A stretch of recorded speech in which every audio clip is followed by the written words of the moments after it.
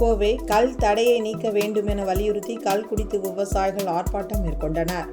தமிழ்நாடு அரசு பனை, தென்னை ஆகியவற்றை பாதுகாக்க வேண்டும் என்பதை வலியுறுத்தி பல்வேறு விவசாய சங்கங்கள் சார்பில் கோவை தெற்கு வட்டாட்சியர் அலுவலகம் அருகில் ஆர்ப்பாட்டம் நடைபெற்றது.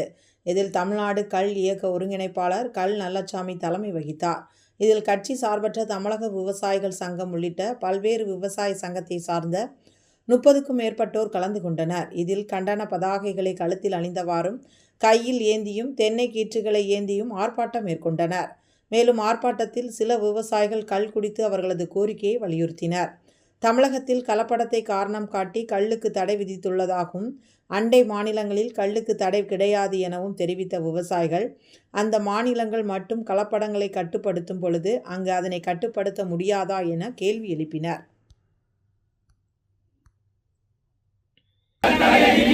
அறிவித்துவிடு அறிவித்துவிடு அறிவித்துவிடு அறிவித்துவிடு கல்லை உணவாக அறிவித்துவிடு கல்லை உணவாக அறிவித்துவிடு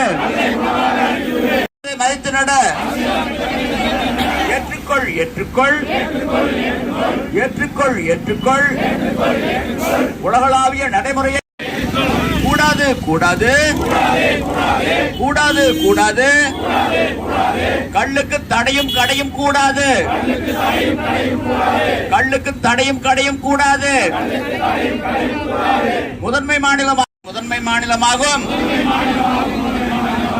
கல் தடை நீங்கினால் முதன்மை மாநிலமாகும் தமிழ்நாடு. பின்பற்று ஒழித்துவிடு ஒழித்துவிடு ஒழித்துவிடு ஒழித்துவிடு ஒழித்துவிடு ஒழித்துவிடு ஒழித்துவிடு ஒழித்துவிடு ஒழித்துவிடு ஒழித்துவிடு ஒழித்துவிடு போதைப் பொருளை ஒழித்து வஞ்சிக்காது. கோமாளிகளா கோமாளிகளா விவசாயிகள் கோமாளிகளா விட்டு வெளியே வரும் நாள் அதிகம் இல்லை என்று எச்சரித்து விட வருகிறேன். நன்றி, வணக்கம்.